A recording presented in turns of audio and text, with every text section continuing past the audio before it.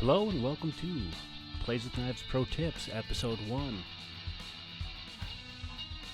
Chicken Kinda Ballotine, aka the best damn roast chicken you've ever had in your life. The chicken ballotine is a classic French dish. It's a basically deboned chicken that's been rearranged and manipulated in all kinds of ways. Usually turn some of the meat into force meat, really fine sausage, stuff it with all kinds of good stuff like herbs or truffles or, inlay some vegetables, roll it up in a tube, roast it, slice it, and get yourself some glorious little pucks of beautiful chicken. For more content, follow me on Instagram at playswithknives or at playswithknives_tonekitchen for some more music-related content.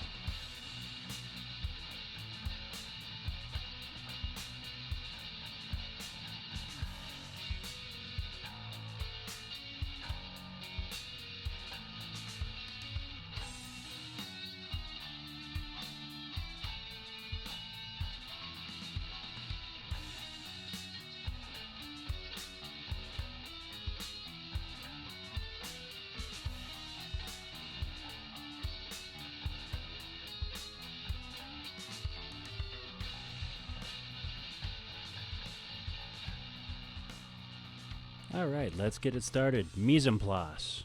Get your mess in place. All the tools that you need to get this done. You got your chicken, a good one. Boning knife. This one's a cheap, crappy Victorinox I've had for a long time. Holds an edge great. And easy to resharpen. Honing steel, if you have a cheap, crappy boning knife like I do. Put the edge back on. Scissors. Joyce Chen is by far and away the best. And some butcher's twine. Also helpful to have a sheet tray and some parchment paper. So, start it out. Just like any time you're going to bone on a chicken, you want to pop the hip joints so it's easier to cut those. Then make an incision down each side of the spine. Once you get down around the top of the thigh there's a little round muscle called the oyster. You want to kind of guide your knife around that edge because it's a real tasty chunk of dark meat there. After you're done with that, get around that weird little shoulder blade thing. I guess it's a shoulder blade. And then there's a tendon and a joint connecting the wing and the tender, that little muscle on the bottom side of the breast. Start with that, work your way down the edge, and pop through that hip joint. Separate that thigh meat from the cage, and then we do the same thing on the other side. We're going to go fast forward here because bad camera angles. There we got it. Butterflied open, and then pull his face away.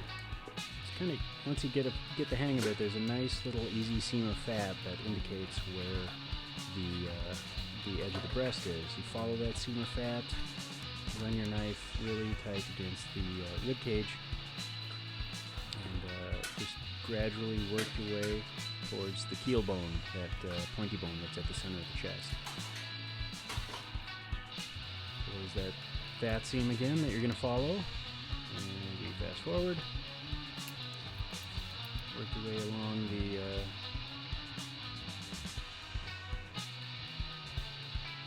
wishbone there. Looks like this one got a little bruising, but perfectly edible, nothing wrong with it.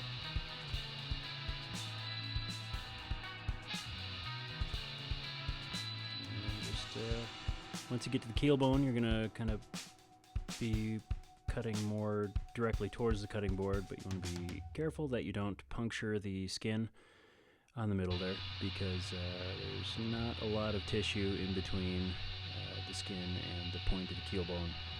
So once you get it all loosened up, just very gently running your blade really close, kind of angled towards the keel bone. Make sure you get it nice and loose on both sides.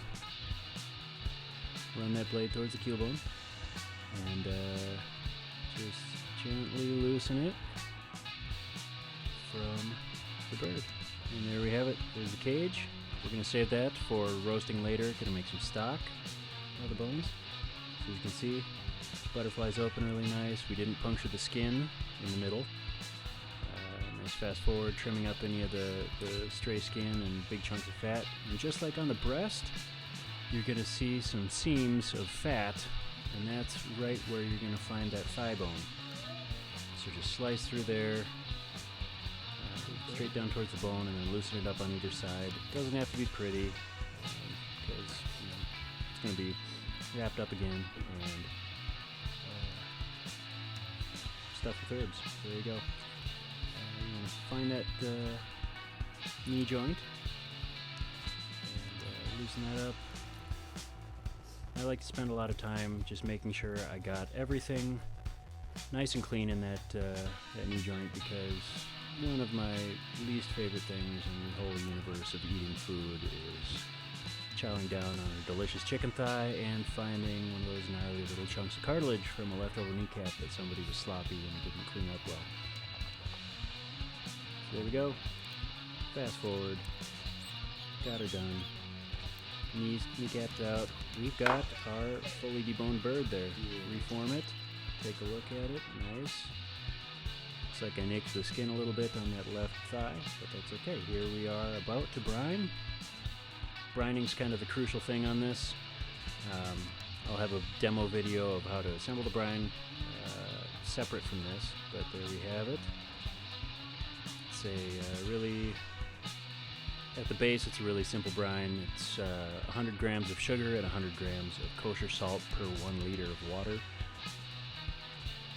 If you have a vessel that isn't quite deep enough, or this one's a little too wide so it didn't get to fully submerge it, just press some plastic on it and try to get it as close to fully submerged as you can.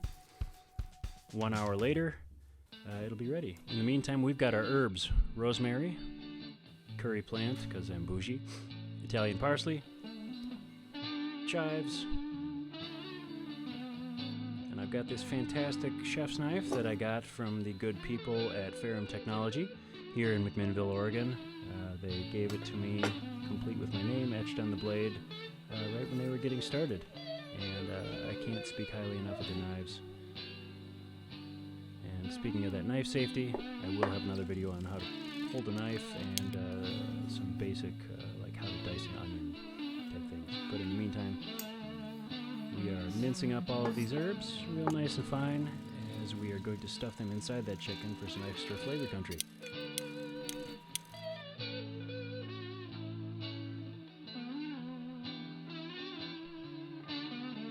Now chives, rosemary, parsley all go together really well. You could throw some tarragon in there if you want.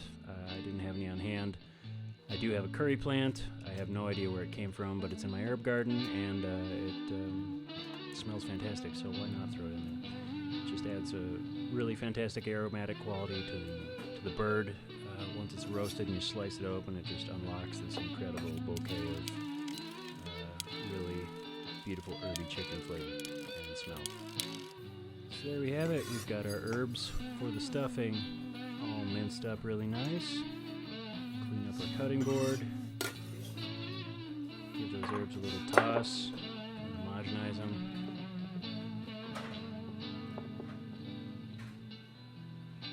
Ready to go here.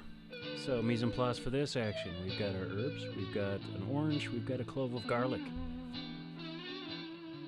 Also have a microplane.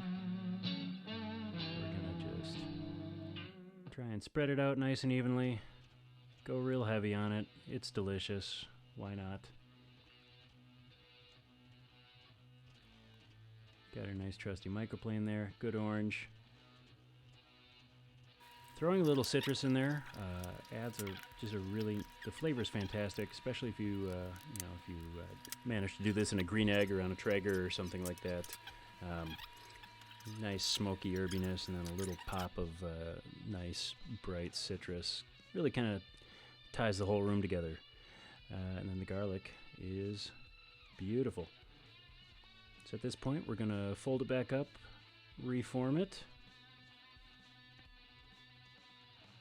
Tuck those wings really, really far back so they're kind of touching in back. That's going to be one of the bases of roasting this thing. Keeps the flesh nice and tender, and you get a really nice, good crisp on that on those wings. Really tasty afterwards. We're going to start trussing here. This is a really fun trick.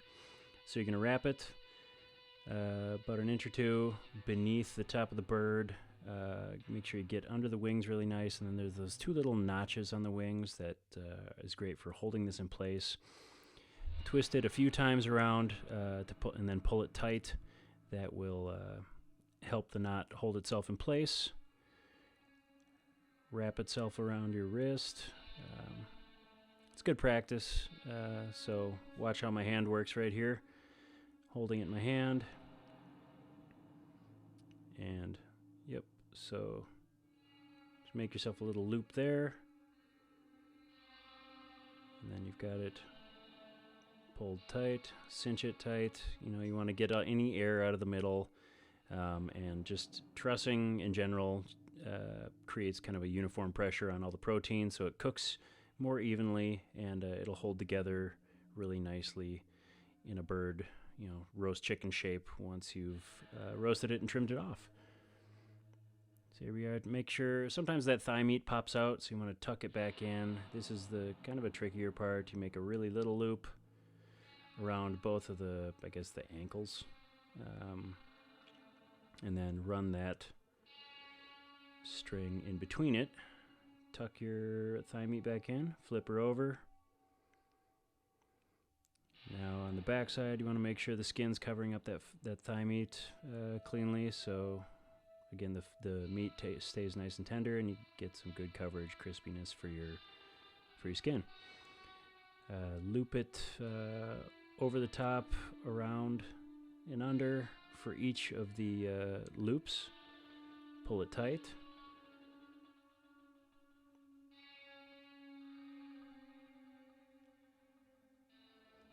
I'll break this trussing section down and do it in slow-mo and maybe zoom it too, so there will be a separate piece of content on how to truss properly, because it's a neat trick and a really handy thing to do for anything. Tenderloins, pork loins, you know, birds. If you want to do a standing rib roast, it's fantastic. Yeah, once you get over the top there, tie it in a real nice knot.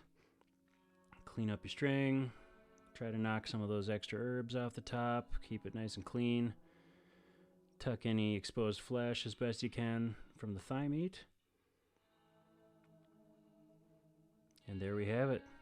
See how those wings are nice and tight and back? That's going to provide a stable base for it to set on. And just nice looking little roast chicken there. Clean up your scraps. Set up your mise en place. There's your Joyce chins. And this is a fun trick that I picked up back when I was living in Minneapolis and working for Chef Peter Ireland at the Lynn on Bryant. This was one of our takeout options. We called it the picnic chicken. Him being the impeccable Frenchie that he is, I'm sure picked it up from somebody really awesome. He had an incredible experience, so really fun working for him. All right, we're ready to roast it. It's been brined for 1 hour, and then I left it in the fridge to dry overnight uncovered, so that skin dries out a little bit, so you get a really nice crisp on it. Rub it down with just a little bit of canola oil, and hit it with a little extra salt there. Can never hurt.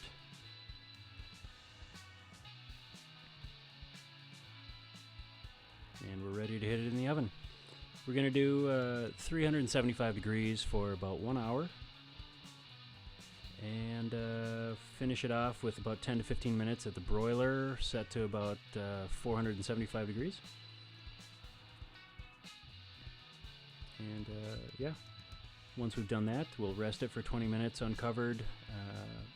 Let everything calm down inside so it doesn't purge a whole bunch of delicious juices right when it gets sliced. Carefully remove our butch twine. And then first move, we're going to remove the drumsticks, and fumbling hands right here. Usually I'd flip it over and remove the wings, but we're going to slice through the thighs right now. I'm going to go about 1/4 to 1/2 inch thick, Some nice medium-sized slices. Really warm chicken, nice and spicy on your fingertips. So, got that, getting into the breast there. Flip her on over. Slide between the wing and the back of the breast. And sometimes it'll pop open. See, it's been resting for 20 minutes, but it's still nice and steamy in there, so you're not gonna run into any issues with it being cold. And if it is, you can just blast it in the oven real quick, or throw it under the broiler if you want to hit it with a little more heat, but you should be fine. And we're gonna close that back up. See how we've got beautiful. See those nice veins of herbs in there. Slice it up. This is a fun one to do. I've done turkeys like this for Thanksgiving. You slice it up and then you can kind of reassemble it on a platter. Fun little showstopper conversation piece when it comes out of the kitchen. Smells incredible. You know, that beautiful roast chicken smell, herbs, and it's kind of entertaining, looking like it's a reformed bird, semi-boneless. It's something you want to go nice and simple with. I've got some skin-on mashed roasted red potatoes with some herbs and grainy mustard in there, and some shallots, as well as some braised mustard greens with carrots and onions. Nice and simple. Just like Grandma used to make. How can you go wrong? Alright. This has been our first Plays with Knives pro tip. Thanks for watching. Come back for more.